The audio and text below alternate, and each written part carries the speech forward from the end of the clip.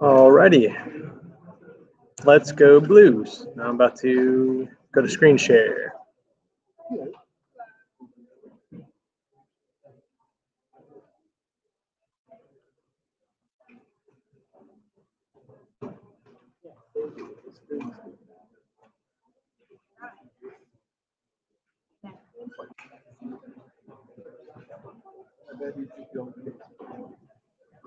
Apparently everyone failed it. That's forever on air.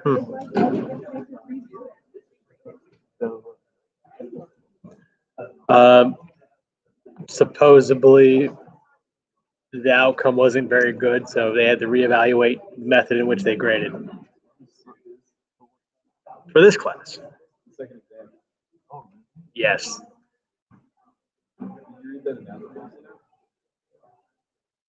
He sent it yesterday. Yeah. Present to everyone. Let's go to BAM.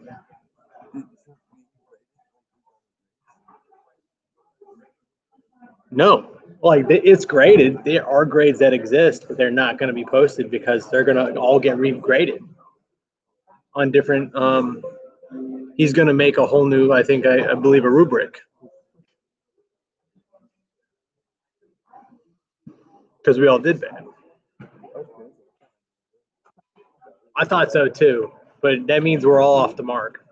That's all that means.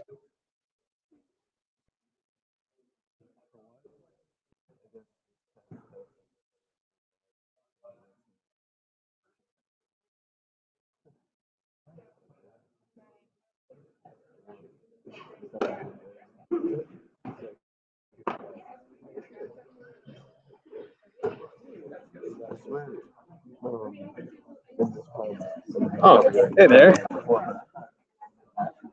I missed you this morning for the review lecture. It was actually really insightful because I had no clue what's going on for Chapter 8. He did a whole example problem for Chapter 8, and then he started a review, a legit review. So I have the stuff to share with you.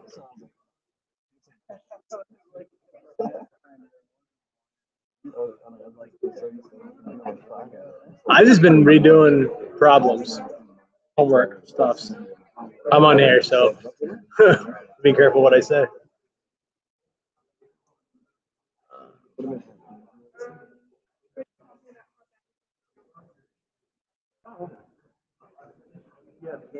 Yeah, supposedly they're reevaluating the grading rubric for the last exam.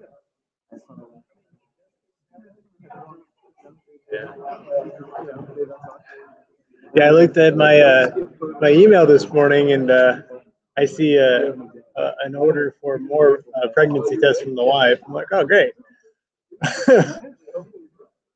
Huh? Test, yeah. Yeah, she's been going through them like crazy because she's late. Yeah.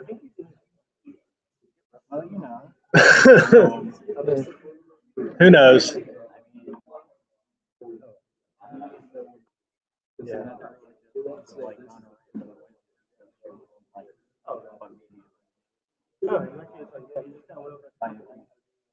It's been a few days now.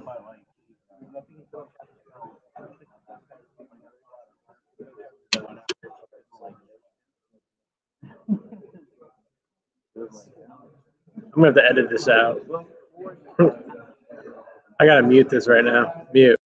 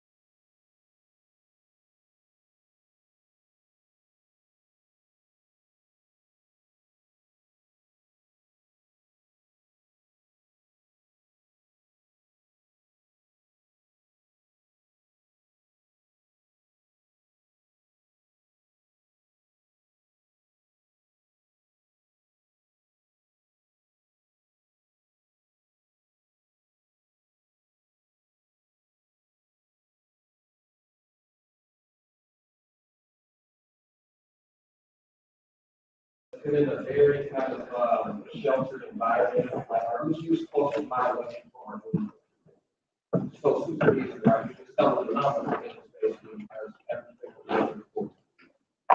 There's more to it. There's more to it. So understanding kind of what it means to be close to isolation is useful. But you're not always going to be able to do it. You're always going to have this kind of easy interface to work with. We need to explain to you guys kind of what that is and how it makes it lead to work. Other thing we want to focus on is what questions you guys have about the project. So we threw a lot of stuff that you guys last time. When we brought the instructions, we got a little bit of time to analyze it. So we're going to open the floor up and discuss with you guys about that. Then I want to give you a quick visual of the shell program. All right, the shell program itself is really easy to use alongside the video. All right, just like Project One. You kind of step through the videos. Has anybody started on the videos? All right, so when you guys get started on the project, one of the first things you probably should do is just go through all the videos, even if it doesn't make complete sense to you up front. Spend about 15, 20 minutes and just watch it. And that will kind of get you a good. We'll mention everything today, but as you guys know, nothing beats just kind of trying to get into it yourself. And then we need to talk a little bit about the LabVIEW project structure. The lab project structure. So we have a good amount of different things we want to touch on today. First, we want to go directly to our slide. A little bit.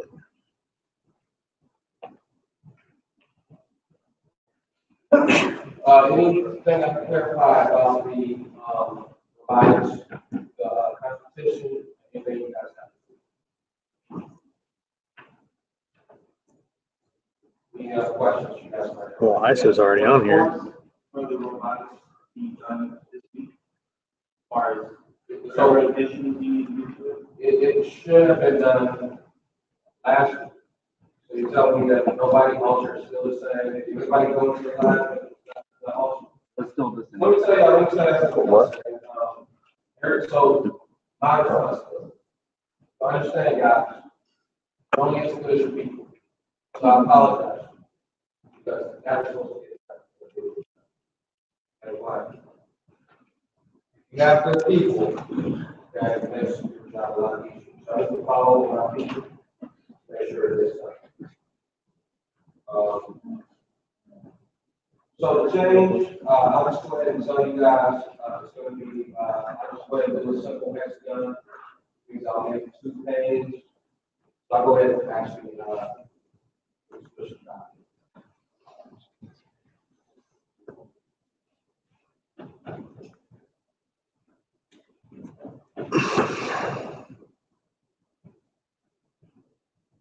So this is the standard shape. We're going to put 2 pages here and here.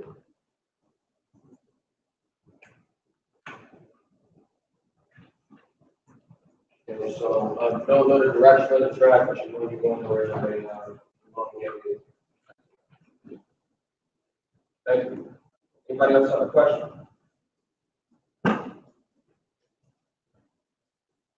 Okay. Let us then talk a little bit about postal modulation.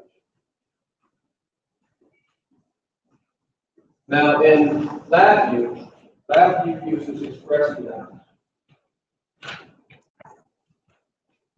When I say expressly, you guys know what I mean. Those blue boxes, those large, like light blue boxes you guys have seen in other contexts, like the DAP series.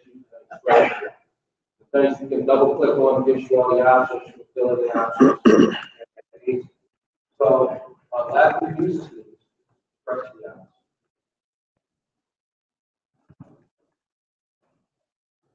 Or PWM, also known as pulse width modulation.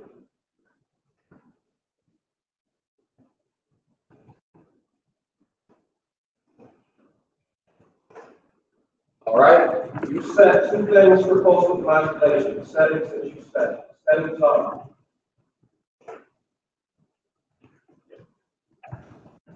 frequency, and duty cycle.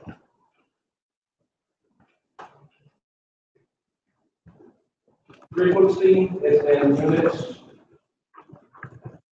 of hertz. And duty cycle is a percentage. I'm putting in quotations because you set the value from 0 to 1. Then you have a percentage, right? So if you set it at 0.6, it's 60%. Set it at 0.3, it's 30%. So it really is a percentage. I was talking about that. The frequency. This next thing is a strong suggestion. Strong suggestion. I would suggest set frequency 400.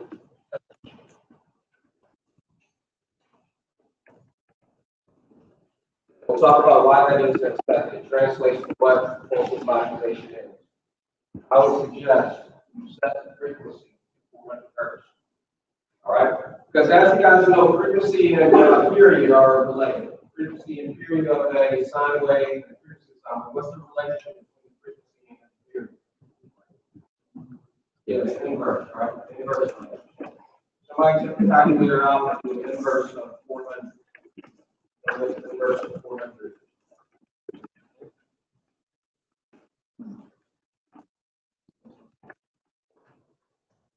First, we're talking about frequency. Frequency setting.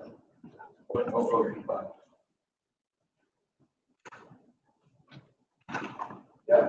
So the 400 hertz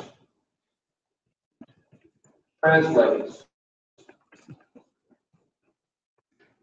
to what's telling 0.00005.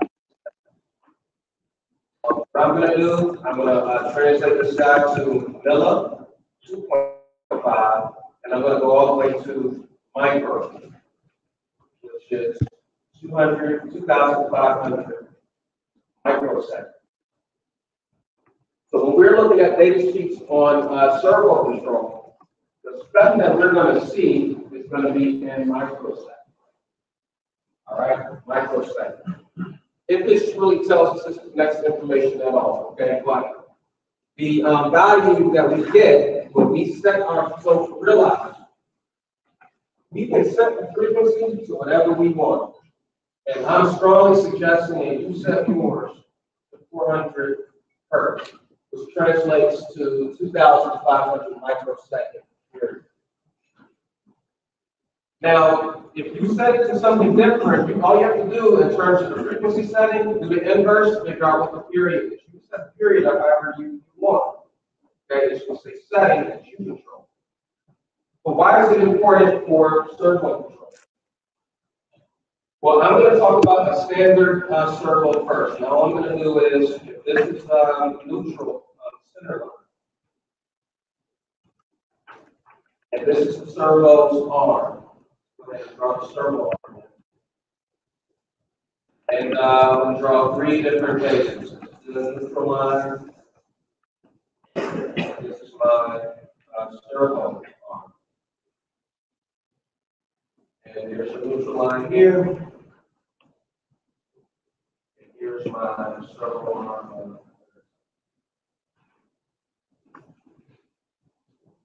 All right, and so here's my actual servo.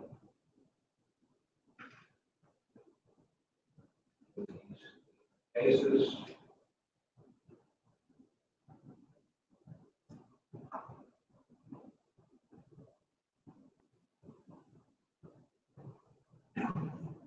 It's supposed to be the same size box. I screwed that up for that. But the point, you'll get the point here. We'll call this the left position. We'll call it leftmost position. We'll call this the center position. We'll call this the rightmost position. Now, we covered this last time. We said anybody used servos before? Anybody use show of hands? So about half of you guys. Let's see high hands. Okay. So half of you guys have used servos. So you know that a standard servo, and we talked about this last time, the neutral position, well, I guess the way I drew it, my neutral position is down. If I give it a neutral signal, it's going to be in this position. So a standard servo converges to a position. If I give it the settings, make it go to the rightmost position, it actually will go a little bit more than 90 degrees. Okay, so or I went to left. You guys get the point. Rightmost, left, leftmost. You can give it settings, so it converges to a position. And so it's going to move that servo arm depending on the setting that you give it. And typically, the way that we control the setting is through the duty cycle. So we want to set it up so that when we change the duty cycle, we can get any position along this continuum just by adjusting the duty cycle. We give it the neutral kind of signal, it's going to be stuck in neutral. If we give it the position leftmost or any value in between, we can move the servo precisely to the location that we want. That's the electronics inside the servo. As we said, a servo is only very inexpensive high-speed motor, DC motor, a compound gear train, and the electronics for control. That's all the servo is. So our servo converges to positions based on its signal that it receives. All right, that sets these different things. I want you guys in your notes to write this next thing down. This is hugely important. For most servos, all right, 1,500 microseconds corresponds to the center position. Left, 1,000 microseconds. And right most corresponds to 2,000.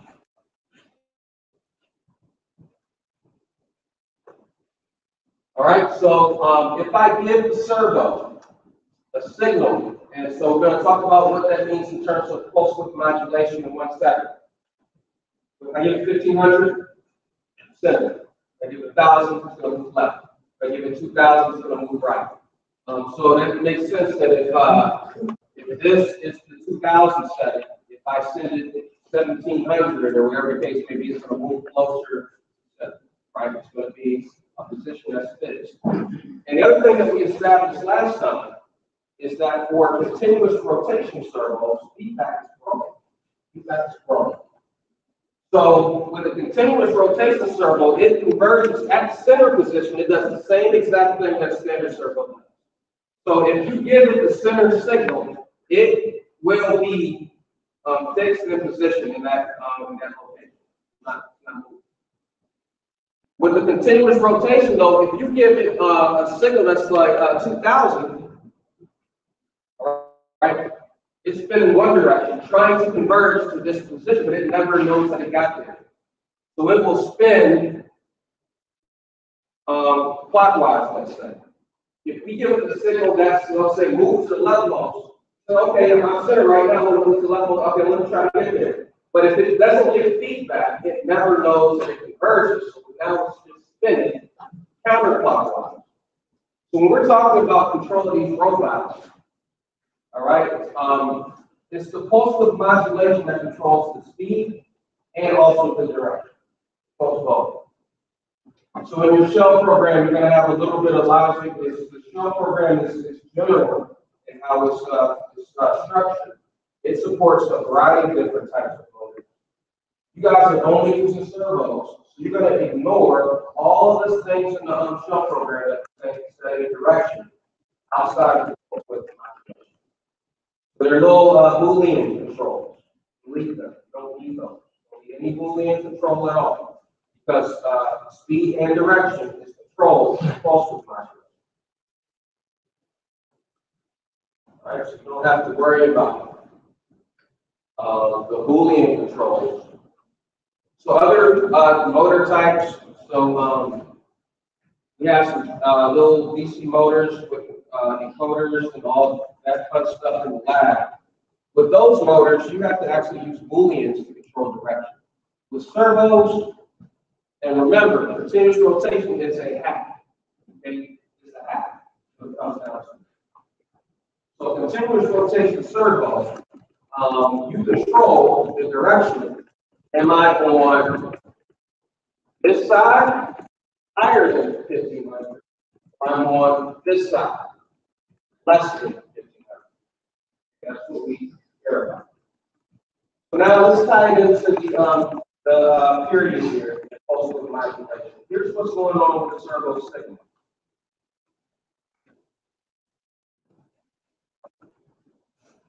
If this is voltage, this is time.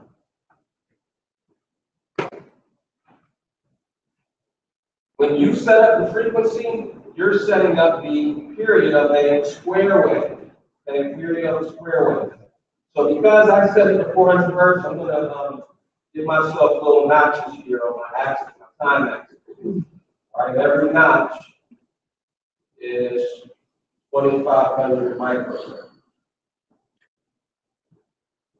Okay, so I'm just going to, for this first notch here, I'm going to write down here 2,500 microseconds. And each one as I progress, so this will be, I'm not going to write the 5,000 microseconds, I just want to make the point that each of these periods is 2,500 microseconds. And why is it set up that way? Only that way, you guys just told me that if I put the inverse of this 400, I get 2,500 microseconds for the period. Okay, so I control that through frequency setting. All right, and then the duty cycle, all that does is set the percentage of time within this period, this window, that I'm on a high and the percentage of time that I'm on a low. So the duty cycle sets the high. So if I set the duty cycle as an example to, let's say the duty cycle for this first example, duty cycle is 0.5. That means that half the time I'm high and half the time I'm low. Half the time I'm high, half the time I'm low. High, low. High, low. If I give the servo this signal, how long is the high?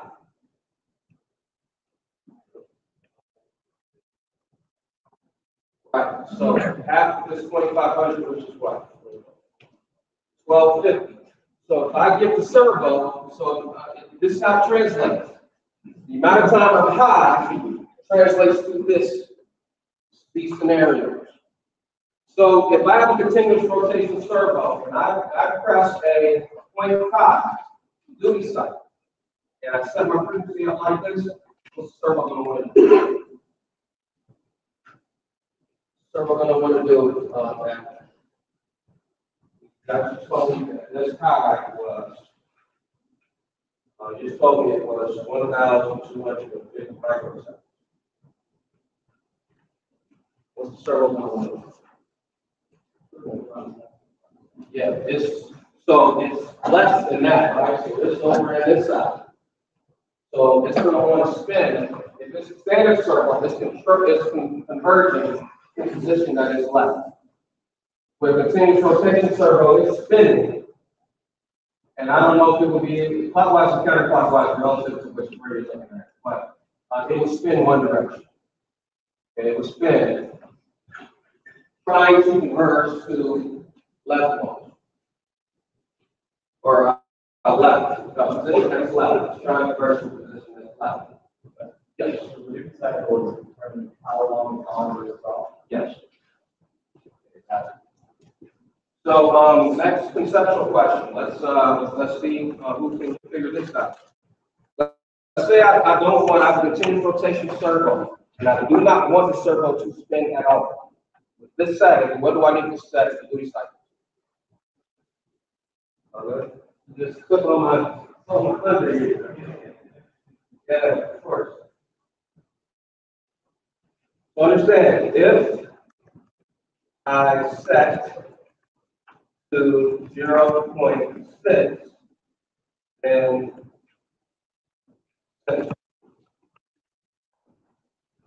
so what does that look like in my little figure here? I have square wave for neutral. It's 60% of the time high, 40% of the time low, 60% high, 40% low.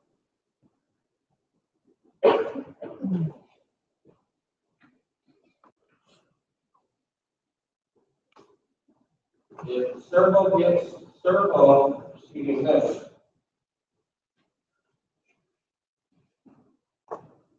will be center position.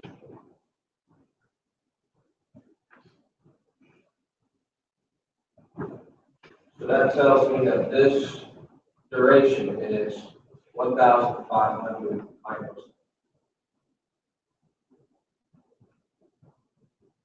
All right. And I achieve that through a duty cycle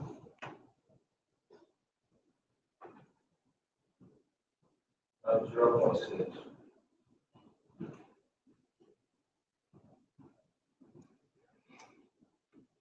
Okay, so somebody for me, a different person than the last time that got this one. Tell me what in this scenario, so again, the first thing I did was I held constant frequency at 400. I set up my period. The next question is for servo control at 400 hertz, what are the bounds?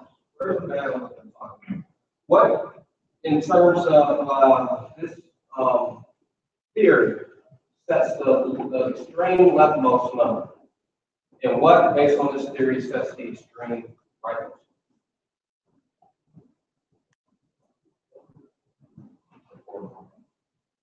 Yeah.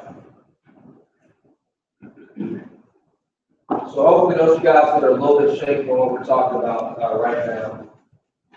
Setting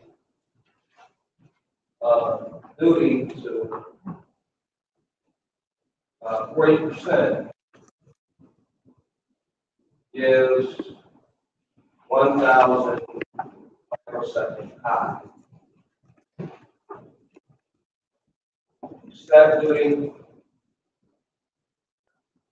to 80%. It gives 2,000.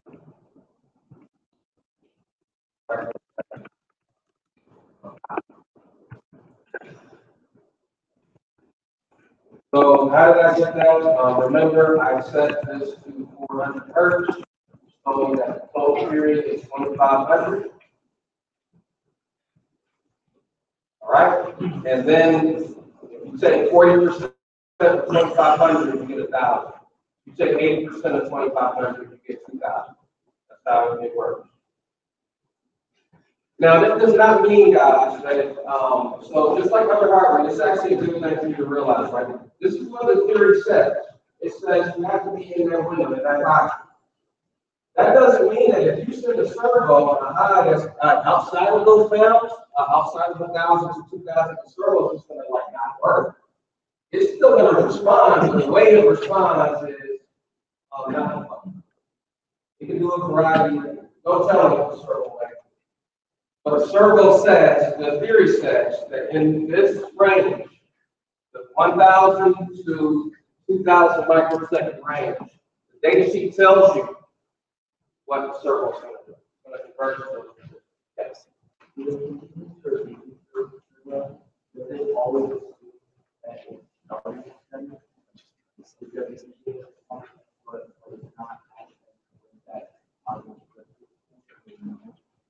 So with the continuous rotation servo, it doesn't have, if you get the constant value compared to a 1,500, yes, compare yourself to 1,500, all right, but it doesn't have the ability to know that it has achieved any value.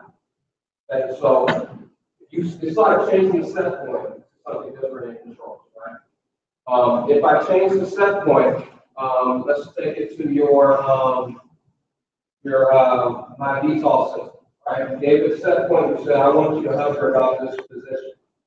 All right, but with the my VTOL system, you can set different set points. So if I set a set point away from horizontal, say I set it so I want it to move here. With feedback, I'm going to ultimately know based on my Hall effect sensor that I moved to that position. All right. With the continuous rotation, it never knows that it doesn't get the feedback to know that it's got the position. So it has the intent to move, to keep moving towards speed. Does that make sense?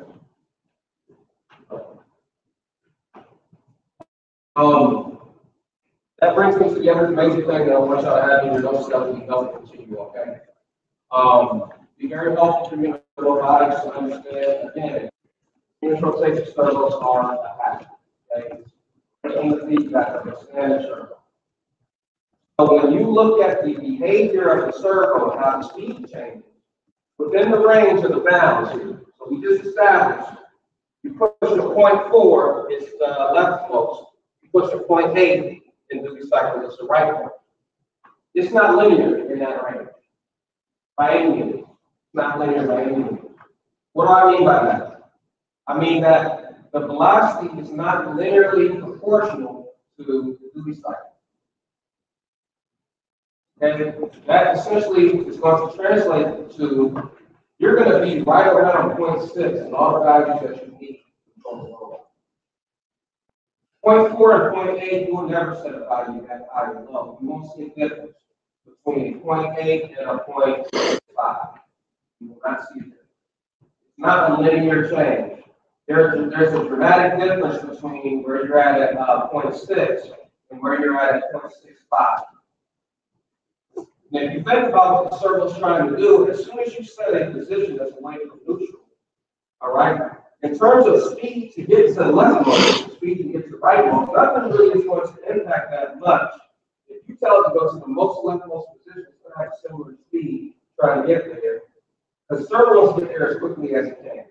As opposed to if you set a position that is telling it to convert to somewhere that's short distance, right? The servo's still going to try to get there as quickly as it can. So that whole theory that says you're between 40% and 80% holds true for the standard servo, because that's controlling exact positions of the arm. So those of you guys with the standard servos, you might have used most of this range to control your steering.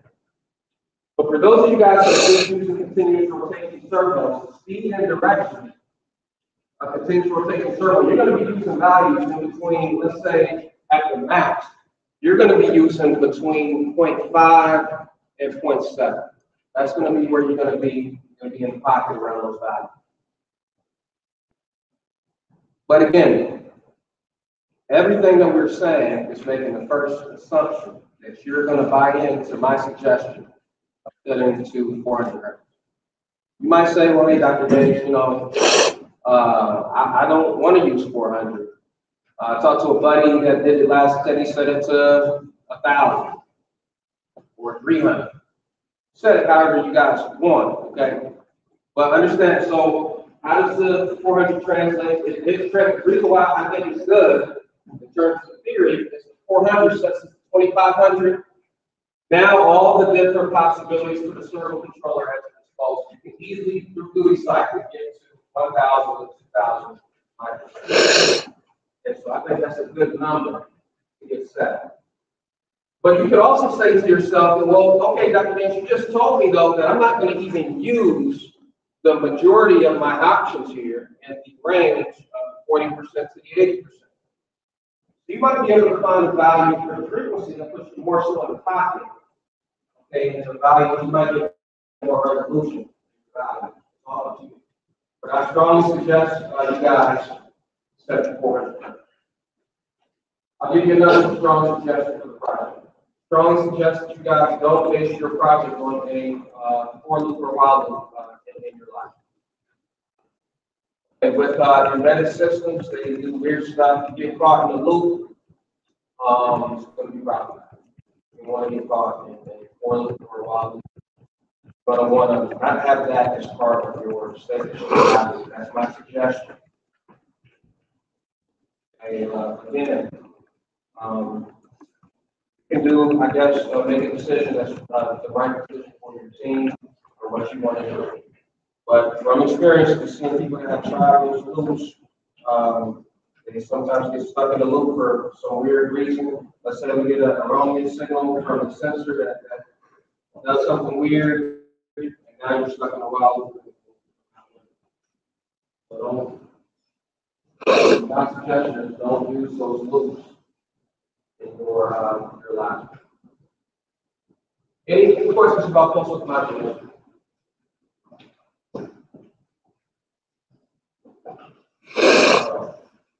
Next up on our to-do list here is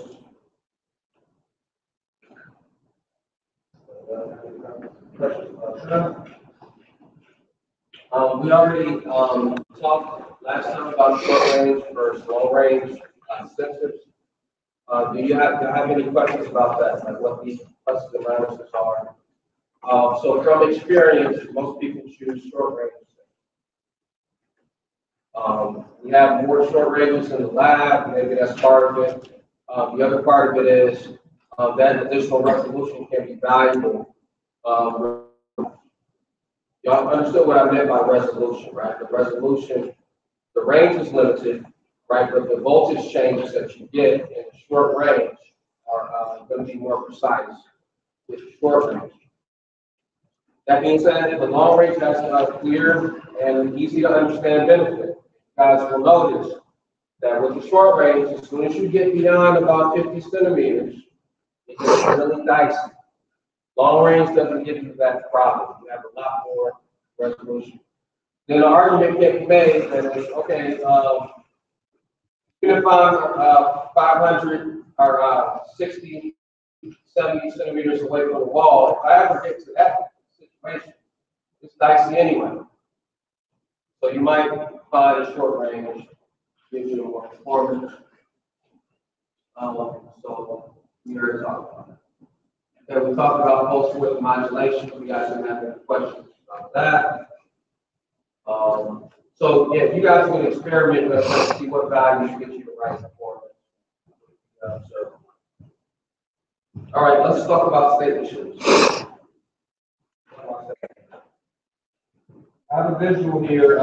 So this computer does not have the MyRio stuff set up, so we can't open any of these express DI.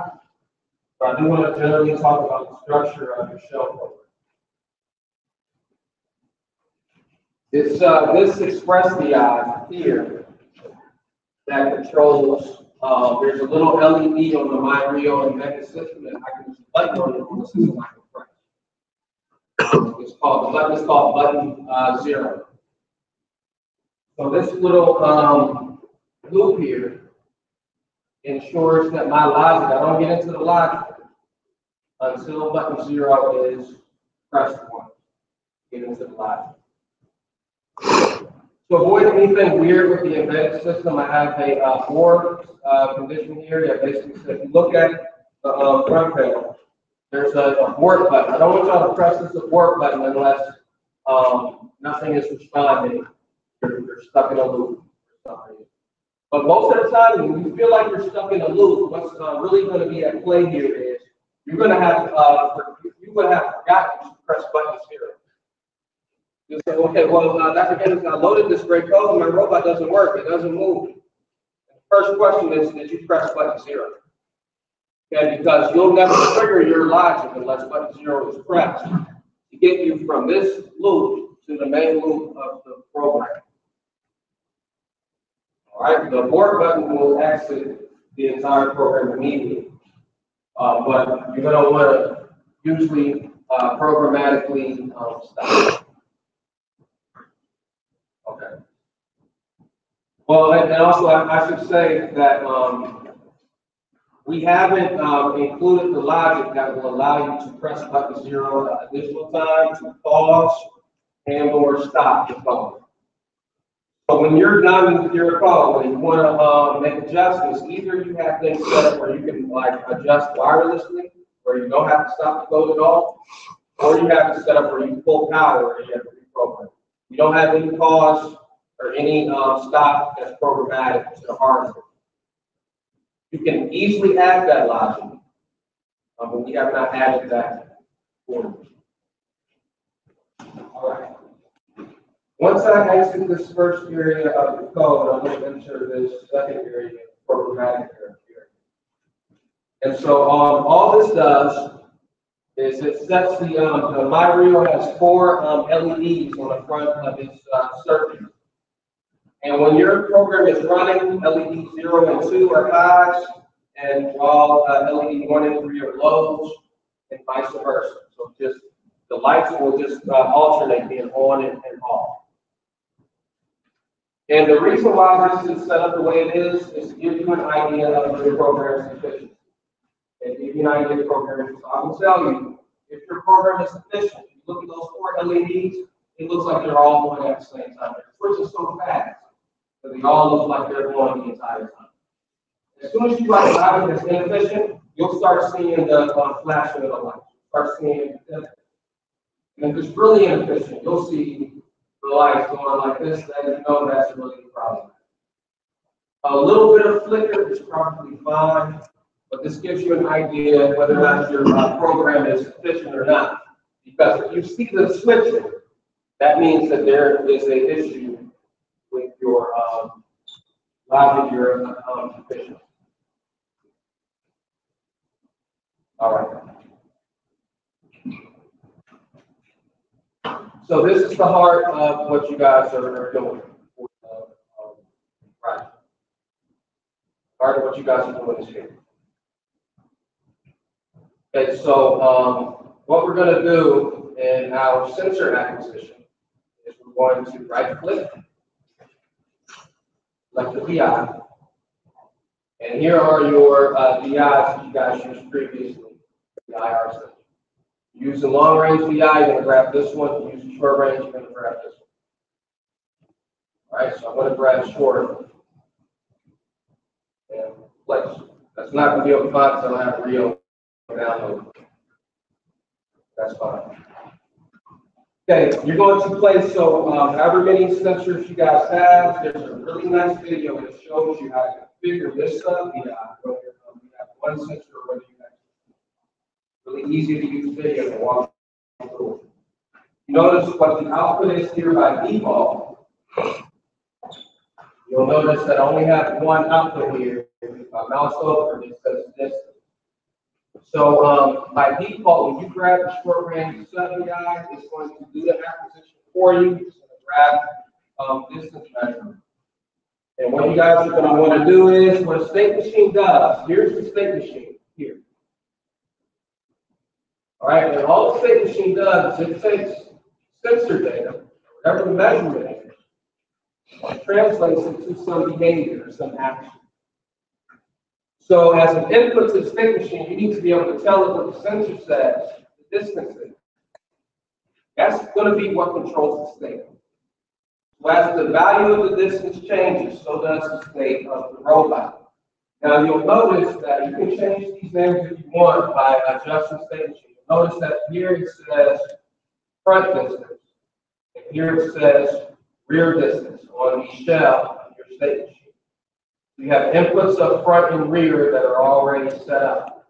And that's just purely because, for those of you guys who use the 2-sensor setup, all right, if I'm a robot and I'm following this wall, there's going to be one sensor that I'm going to have mounted that's closer to the front. I'm trying to go this way. That's front sensor. There's going to be another sensor that's mounted closer to the rear. That's your rear sensor. What controls the rear and front is purely where you place the sensor. You place it in front of the robot, you need to give that value to that input that says front. The one that's backwards a little bit, you need to give the value of rear. If you're only using one input, you don't have to wire the second input to the stage. Just use whatever the front says and lock. And then my state machine takes that sensor information. Okay, so in this example that I'm talking about, I'm only going to have one sensor that goes into the state machine. So should I give you guys which one I wish to wire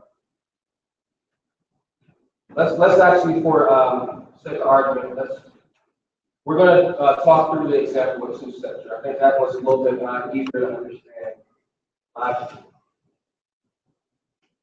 All right. So whatever the sensor values are, it produces what robot wants to do. So you notice this output here, it says left motor PWM. It says right motor PWM.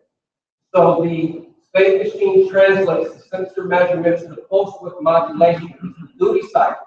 That's the output of the state machine. So the state machine, you're going to have to push out of the state machine the values of the duty cycle to get the motors to do what you want them to do. Okay, that's the bottom line. And then we mentioned the Boolean controls. As we said, these Booleans are irrelevant for servo control. Ignore those. And then we have a fifth output here. If you mouse over, it says status. And so you can also, in your state machine, once you figure out the sensor value comes in, based on the sensor value, you know the behavior. All right? And so you're going to push out to the motors the duty cycle for left motor and right, whatever the motor setup is, the right duty cycle. But an easy thing for you to do for troubleshooting is give yourself a little word here that tells you what state the robot thinks it's in. So you're not trying to look at numbers and decipher from the numbers what the robot's trying to do. Just give yourself a word that says forward. If it thinks it's in forward, push out the word forward on the state machine. If it thinks it's in left, push out left. If it thinks it's right, push it. So you don't have to guess. Some of you guys are going to have like 5 or 6 states, right? So you don't want to be having to try to guess. Okay, does it think it's in fast left, or does it think it's in regular left, or does it think it's in slow left? Things in fast right, or wherever the case may be, it's hard for you to parse that out. So give yourself a little status indicator. And so let's go into state machine here, show you what that might look like. Right, all you have in your shell of the state machine is just a simple case structure and some controls and some indicators. All right, we've already established that you will not have to wire anything to the Booleans. Okay, Booleans are irrelevant to direction. You don't have to worry about that. I do suggest that you guys have some logic here. So I'll give you guys the simplest possible logic to achieve the project. All right, now maybe some of you guys have realized that case structures being if statements. You can have the default is a standard true-false driven case structure. But you can also wire, so let me just show you guys. I'm not going to run with this right now. Some of you guys will find this. Don't want to run. If I push a case structure at a numerical value, it instantaneously changes into a ring-based. Called a ring control. It allows you to control different enumerated states. So you can have a case structure that has state 0, 1, 2, 3, 4, 5, however you want to set it up. That is a much cleaner setup in this situation where you know that the case structure is going to have to provide for at least 3 states that are different. But the easier thing that I found for students to understand, I'm going to go ahead and delete this ring-based case structure. The easiest thing I found for students to understand is case structure and simplification. That's what I'm going to do for this example.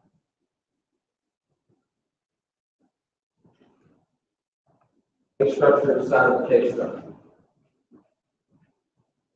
In fact, I'm going to put this. So it's even simpler for us to know. I'm going to put this other case structure in false case.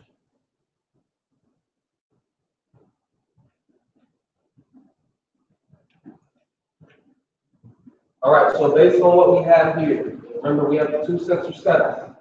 Front and rear distance pointed towards the wall. All right, somebody tell me what triggers the true case in this situation? Yeah, they're the same, which means robot wants to do what? Go straight. So this is my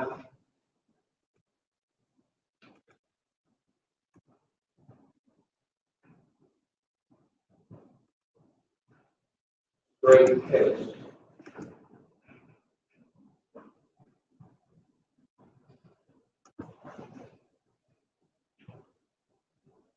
Now, we also should say that this logic here is flawed.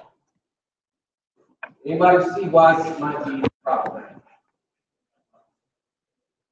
Yeah, in fact, you guys remember you guys saw the readout for that IR section, right? It's jumping all over the place, like 100,000 places. So in fact, not only will it might not be equal, it will likely and almost never be the exact same.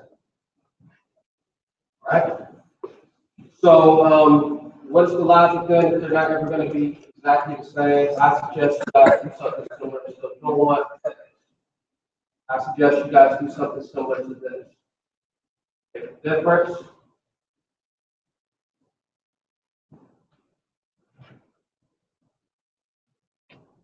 And compare it to some threshold. But you're going to want to, before you do the comparison, y'all can probably think through some of this stuff. You need the absolute value, right? You don't want to be producing negative values in this comparison. So take the absolute value. All right. So here's a threshold, and I would even go for those of you guys who have gotten into the wireless stuff for real lab. I would even change this to control the threshold. Right? If it's a control, that means I can change it in real time. But the comparison is between the difference and the threshold. That's what I suggest you guys. All right, we just established that if we're less than that threshold, we're in the pocket, right? We're in the pocket. Our left and right are similar. So we want to trigger the straight case. Which means if we're not in the pocket, what's the false case standing for us? False case. Yeah, not straight, but we want to turn. We want to turn the left or the right. So the status that we want inside of this guy, false true should trigger, let's call it on the left. And we'll change this color. Should I change the wrong one? We'll change the constant.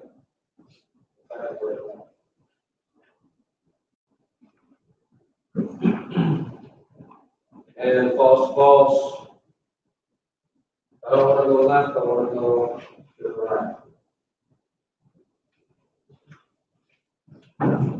Change to constant. One here, change to the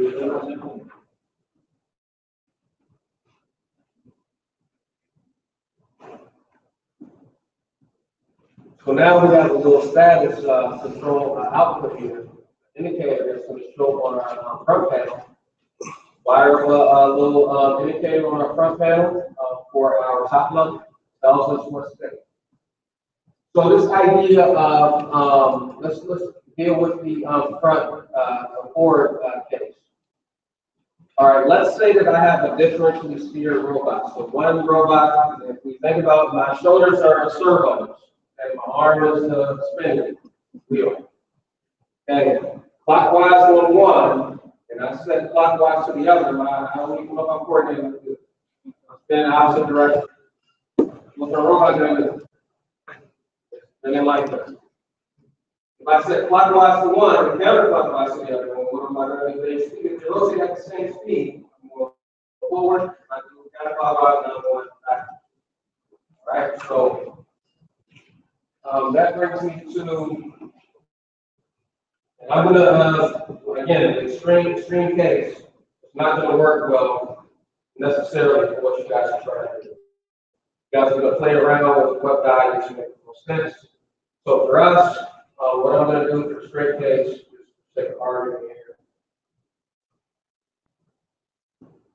I want to push out a constant. This first constant, let's say it's 0.575. And I want to push this other one out a 0.45. Because again, I want him to run fast, but in opposite directions to produce forward. really want to speak to.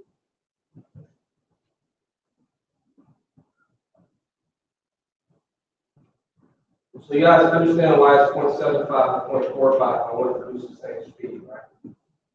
Because the center position was 0.6. So 0.75 is 0.15 15% away, or this is 0.15 away from 0.6. 0.45 is 0.15 away from 0.6 in the other direction. So that's why we should get the behavior, hopefully that will work. And then for the turn case, we're not going to do the turns in class. But really all you're doing is putting constants in. And based on the constant values and the false, false, and false true, you're going to push out to these controls the appropriate duty cycle. All right? And so, again, it's worth mentioning that you're probably going to want to have a forward velocity in all the settings. All right? That's the race.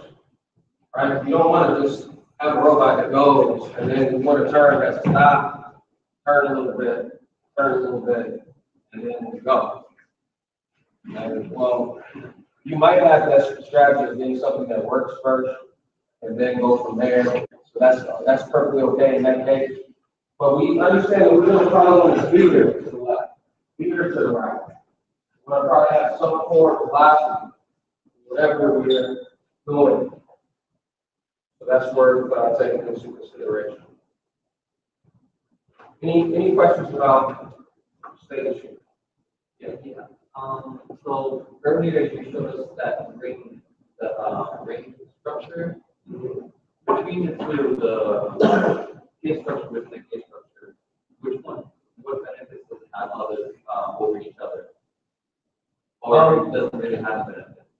Yeah, good question. I'm not sure about the efficiency difference between LabVIEW interpreting the ring case structure and the ring. I'm not sure about that. I would say the main benefit is in terms of your, like if you knew how to perfectly use a ring-based case structure, logically the ring-based is more intuitive, it makes more sense because you have to produce more than two cases. That being said, I think this is also very simple, so I think the only benefit is if you understand the Boolean things, I would say run with that. If you're one of those teams where I had a team that had like 7 or 8 different cases, and then use the ring base. I mean, once you get to like 7 or 8, then it starts getting really complicated, right? Because then you have a case structure within a case structure within a case structure, and then you have selector node inside that, and then so then it might be beneficial for you to just have a ring-based case structure. All right, any other questions? Okay. Let's go back to our main. So once you have values to set up, so it pushes out the right duty cycles, then what you do, you go to this next area of code. So when you guys open up the show program, it will work out of the box. Because what you can do is use these controls to set duty cycle up manually. So if you just want to kind of wire stuff up, make sure stuff's connected up right, make sure that you're on the right track. You can just run with the hardware, you can adjust with control to get changes in the motor speed. It also is useful for you to just understand like what value range we're talking about in the 0.8 to 0.4 that will produce a difference. You can just kind of play around with control, just kind of see how it reacts. But once you get the control set up, you don't want to delete, or the state machine set, you don't want to delete the control and wire up from the state machine. Turns, you got a control wire directly from the state machine.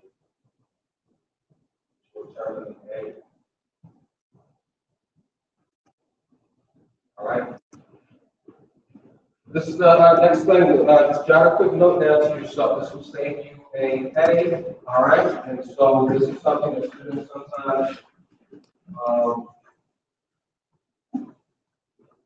I don't think I can come to these at all. Show you because I don't have my video. It says right here. Yeah, hey, I can open that. But this will save you a headache. MyRio has 2 connectors. So next time we meet, we're going to get into the MyRio logic in more detail. MyRio hardware. I just want to mention for those of you guys who are early starters, when you start immediately, one thing, there's a whole video about this. MyRio has a the connectors for the Rio. I'll go ahead and write the name of it.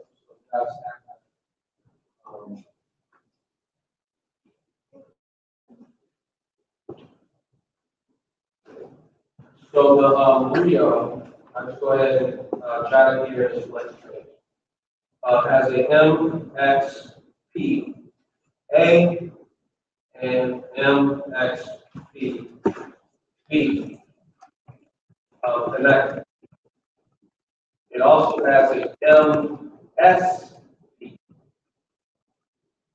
So 2 MXPs and MSP. The MSP is the same exact connector that the line DAC has on its front side. When it allows you to set the 15 and minus 15 volts on the front side of the line DAC. Same connector on the Rio.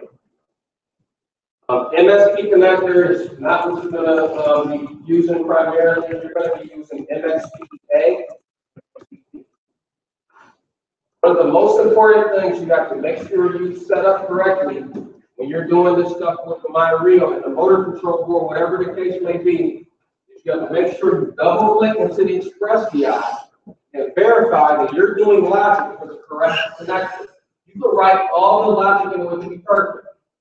And you can have the express VI set up for reading connector A, but all your hardware can be plugged into connector B. Very common mistake that I see on these projects is that the express VI set up for connector A, but the motor control board is plugged into connector B. We made an entire video on Canvas. You should be able to use that as we speak. And by the way, the same thing can happen with the IR sensor. So there's a video that shows you how to set up the IR sensor, similar way that you do with the MyDAC. But if you have it set up so it's reading a pin on connector A, and you want to read from connector B, it's not going to work. Make sure that your connectors are the right letters for your logic. The other thing is, and I believe I still have this, I put a little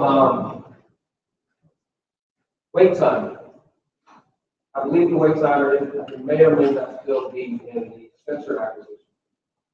Just to penalize people, not like you guys, that don't come to class. Put a little wait time in one of these sensor acquisitions. I have to check it if it's, I'll be able to say it in class next time. I may have to leave it. But that's just purely to slow down people's robots that are present.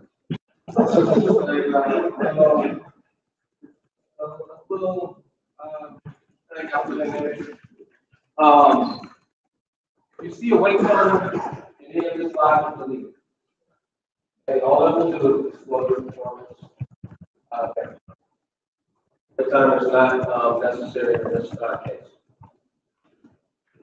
Now, let me say, generally, wait timers can be useful with hardware, okay? Especially, and we didn't mention this previously, but it's worth mentioning. Especially in like y'all's class, y'all might have noticed that there were some wait timers, like with the GPS project, we use wait time, it's needed. But with the GPS project, if I don't use any wait time, it won't work at all. Because I'm querying the GPS so rapidly that the hardware can't respond, it's not going to work. But with this robotics, actually the logic in the loop, it takes long enough that you don't actually need any wait time. So if you see wait time, go ahead and delete that. Okay. Let's get into the time check here. Okay. Go back to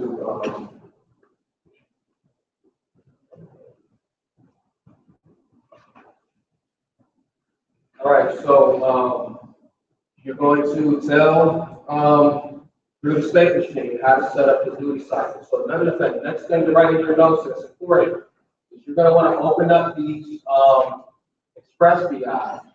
them up, and make sure that your frequency is set up the correct constant value. I suggest 400.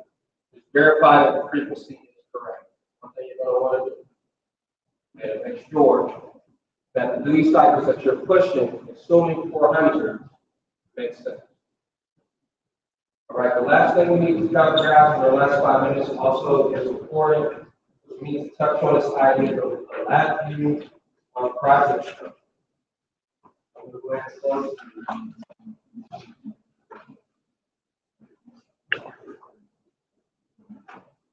So again, there are really useful videos that show you how to do this in detail. But I just want to emphasize this one thing because this is a major headache for some students.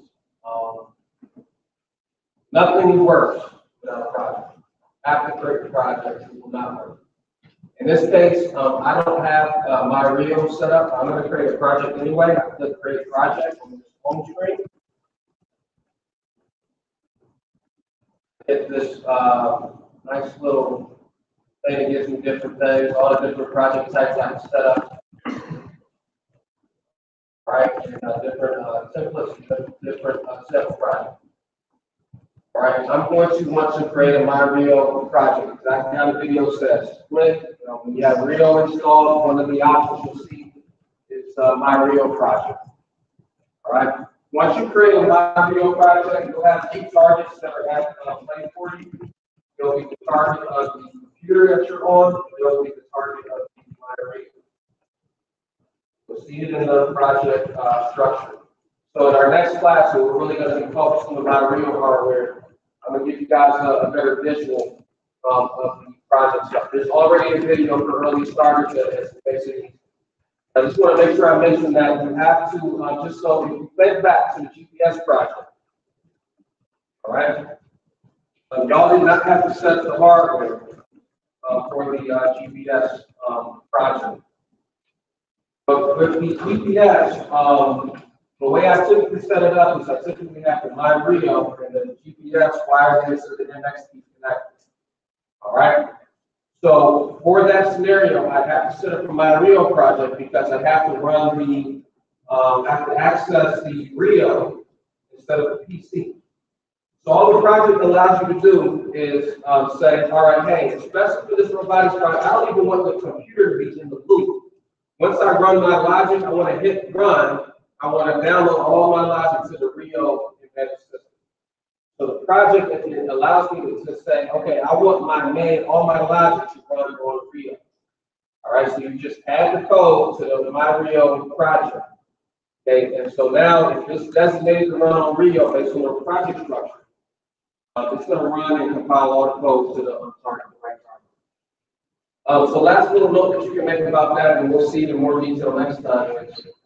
You don't have to add any of the sub-VIs when you're adding code to the project. Just by adding the top level, the main, it will populate all the sub-VIs that you need. It will populate all the dependencies that you need. So take care of everything that you need.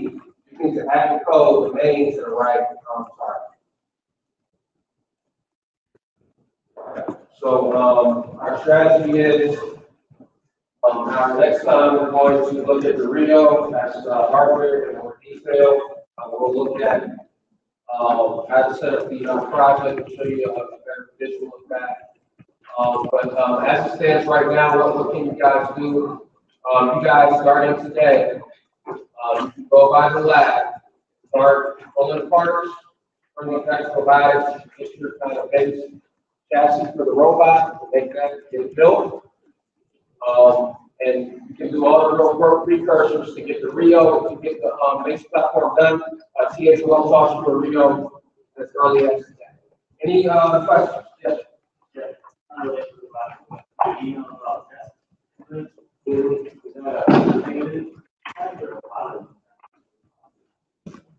It will depend. I mean, I think it's important to be fair. I mean, some of you guys, that's a look at my guys apart. Across the board.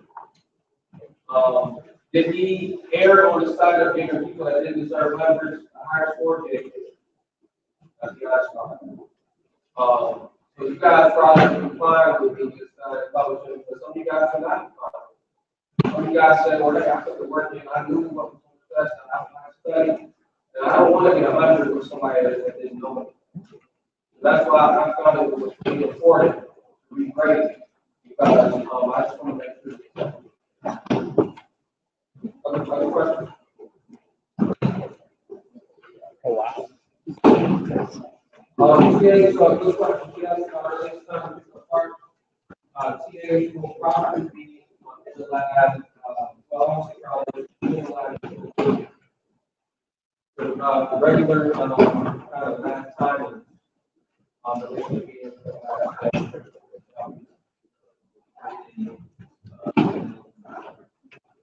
Wednesday will be from 2 to Friday.